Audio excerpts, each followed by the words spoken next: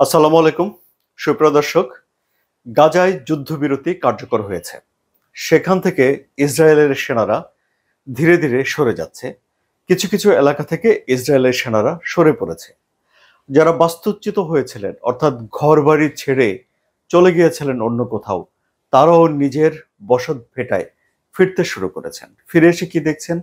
কিছু নেই। মাটির সঙ্গে মিশিয়ে দেওয়া হয়েছে তাদের এক সময়ের সুজলা সুফলা বসতভূমি। কিন্তু তারপরেও মাতৃভূমির মাটি ছুঁয়ে দেখতে পারা, মাতৃভূমির মাটিতে বিচরণ করতে পারার আনন্দে উদ্বেলিত এখন গাজাবাসী। এই যে আনন্দ, উচ্ছ্বাস, যুদ্ধবিরতি, ত্রাণ সহায়তা পাওয়ার সুযোগ, পুনর্গঠনের সুযোগ, এত সব কিছুর যেই আলাপ আলোচনা, সেগুলো ছাপিয়ে মধ্যপ্রাচ্যে এখন দুটি বিষয় ব্যাপকভাবে আলোচিত হচ্ছে, এমনকি মধ্যপ্রাচ্যের বাইরেও। কে সে বিষয়গুলো? নাম্বার ওয়ান, হামাস কি অস্ত্র ত্যাগ করবে? নাম্বার টু, হামাস কি নির্মূল হয়ে যাবে? 2023 সালে হামাস যখন আক্রমণ করেছিল 7ই অক্টোবর, 1200 ইসরায়েলিকে তারা হত্যা করেছিল এবং 251 জনকে জিম্মি করেছিল। তারপর সেদিনই বেনিয়ামিন নেতানিয়াহু পাল্টা আক্রমণ করেছিলেন গাজাতে, এবং বেনিয়ামিন নেতানিয়াহু দুটি প্রতিশ্রুতি সামনে নিয়ে এসেছিলেন। একটা হলো হামাসকে তিনি নির্মূল করে দেবেন, দ্বিতীয় হলো জিম্মিদেরকে তিনি ছাড়িয়ে নিয়ে যাবেন। এখন জিম্মিদের সবাইকেই ছাড়িয়ে নেওয়ার কাজটি শেষ হচ্ছে, সেটি যুদ্ধের মাধ্যমে নয়, ডোনাল্ড ট্রাম্পের শান্তি প্রক্রিয়ার মধ্যস্থতার মধ্য দিয়ে হচ্ছে।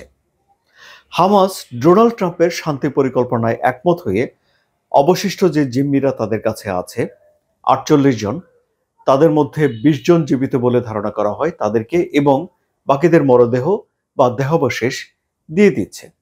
সুতরাং বেনিয়ামিন নেতানিয়াহু যা চেয়েছিলেন যে সব জিম্মিদেরকে তিনি ছাড়িয়ে নিয়ে যাবেন, এবং যে কথা বলে তিনি একটা নৃশংস যুদ্ধ শুরু করেছিলেন, যেখানে যে যুদ্ধের ফলে 2 বছরে ফিলিস্তিনের 67,000-এরও বেশি মানুষ প্রাণ দিয়েছে, যাদের মধ্যে নারী রয়েছে, যাদের মধ্যে শিশু রয়েছে, এবং এই জিম্মিরা ফেরত গেল। কিন্তু এরপর বেনিয়ামিন নেতানিয়াহু যেটি বলেছিলেন যে হামাসকে তিনি নির্মূল করে ফেলবেন, সেটি কি সম্ভব, বা সেটি কি হচ্ছে? এ বিষয়ে নানা রকম বিশ্লেষণ দিনভর বিভিন্ন আন্তর্জাতিক গণমাধ্যমে আমি পড়েছি, বিভিন্ন জায়গাতে। এদের মধ্যে অনেকেই বলছেন যে হামাস আসলে ফিলিস্তিনে একটা ধারণা হিসেবে প্রতিষ্ঠা পেয়েছে। কেমন? সেটা হলো প্রতিরোধের একটা ধারণা। যদিও এই যে হামাস যে সংগঠন, এই সংগঠনটিকে যুক্তরাষ্ট্র এবং ইসরায়েল একটা সন্ত্রাসী সংগঠন হিসেবে অভিহিত করে, কিন্তু ইসরায়েলের জন্য হামাস হলো একটা স্বাধীনতাকামী সংগঠন।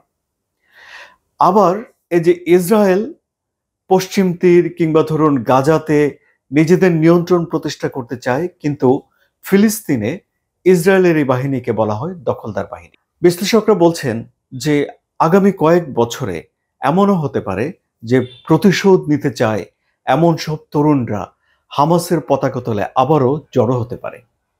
2 বছরের যুদ্ধে হামাসের শীর্ষ নেতাদের অনেকেই প্রাণ হারিয়েছেন। ফলে হামাস একেবারেই লণ্ডভণ্ড হয়ে যাওয়ার কথা, কিন্তু তারপরেও হামাস টিকে আছে, যে হামাসের সঙ্গেই এখন একটা চুক্তি করতে হয়েছে ইসরায়েলকে। তাহলে দেখা যাচ্ছে যে বেনিয়ামিন নেতানিয়াহু আসলে হামাসকে পুরোপুরি নির্মূল করে ফেলতে পারেননি। আবার হামাসকে দীর্ঘদিন ধরেই বলে আসছেন বেনিয়ামিন নেতানিয়াহু যে হামাসকে নিরস্ত্র হতে হবে। এখন সবচেয়ে বড় প্রশ্ন হলো যে হামাসকে অস্ত্র ত্যাগ করবে, এবং এই অস্ত্র ত্যাগ করা না করা এই বিষয়ে বড় ধরনের মতবিরোধ হতে পারে বলে অনেকে বলছেন, এবং সেই মতবিরোধ থেকে এই যুদ্ধবিরতি আবারও ভেঙে যাওয়ার একটা আশঙ্কা রয়েছে বলে কারো কারো মত। হামাসের কাছে ভারী অস্ত্র রয়েছে, হামাসের কাছে ছোট অস্ত্র রয়েছে। এখন অনেকে বলছেন যে হামাস হয়তো কিছু ভারী অস্ত্র সমর্পণ করতেও পারে, এবং অনেকে বলছেন যে হামাসের তরফ থেকে গোপনে এই ধরনের ইঙ্গিত দেওয়া হয়েছে যে হামাস কিছু অস্ত্র ত্যাগ করবে, কিন্তু সেই ক্ষেত্রে অস্ত্র ত্যাগ করার ক্ষেত্রে হামাস হয়তো বড় ভারী অস্ত্র ত্যাগ করতে পারে, কিন্তু ছোট হালকা অস্ত্র হামাস নিজেদের কাছে রেখে দিতে পারে। কতদিন পর্যন্ত তারা এটি রাখতে পারে? যতদিন পর্যন্ত তাদের এই অস্ত্রের দরকার হয়। এটাই বিশ্লেষকরা বলছেন। তাহলে যতক্ষণ পর্যন্ত না ফিলিস্তিনের একটা কর্তৃপক্ষের হাতে গাজার শাসনভার যাচ্ছে, ততক্ষণ পর্যন্ত বিশ্লেষকরা বলছেন যে হামাস হয়তো নিজেদের ছোট অস্ত্রগুলো নিজেদের কাছে রেখে দিতে পারে। সুতরাং এখন এই হামাস নিরস্ত্রীকরণের এই বিষয়টি যুক্তরাষ্ট্র এবং ইসরায়েল কিভাবে এখানে একমত হবে, এই বিষয়টি কিভাবে মীমাংসা করবে, তার উপরে গাজার দীর্ঘস্থায়ী শান্তির বিষয়টি নির্ভর করছে বলে ধরে নেওয়া যায়। সুপ্রিয় দর্শক, এই যে হামাস থাকা মানে কি ফিলিস্তিনিবাসীর কাছে? ফিলিস্তিনিবাসীর অনেকেই গণমাধ্যমে সাক্ষাৎকার দিয়েছেন এবং তারা বলেছেন যে হামাস নিরাপত্তা দিতে পারে। সুতরাং হামাস যদি নির্মূল হয়ে যায়, তাহলে গাজাতে এক ধরনের অরাজকতার আশঙ্কা করেন যারা হামাসকে পছন্দ করেন বা হামাসের পক্ষে কাজ করেন তারা। আবার ধরুন, গাজাতে আরো কিছু গ্রুপ আছে, অন্তত 3টি সশস্ত্র গ্রুপ রয়েছে যারা এই মুহূর্তে গাজাতে রয়েছে। এর বাইরেও কিছু কিছু গ্যাং রয়েছে বলে আমি আল জাজিরার একটা প্রতিবেদনে দেখলাম, যারা ইসরায়েলের মদত পেয়েছে এবং যারা ত্রাণ লুটেপুটে নিতে বলে অভিযোগ রয়েছে। ফলে সেসব গ্যাংগুলোর বিষয়ে গাজার মানুষের অনুভূতি কি হবে, তারা তাদের সঙ্গে কিভাবে মিশবে, সেটাও এখন একটা দেখার বিষয়। সুতরাং শান্তি সেখানে প্রতিষ্ঠা হোক, এটি আমরা চাই। শান্তি টেকসই হোক, দীর্ঘস্থায়ী হোক, সেটিও আমরা চাই।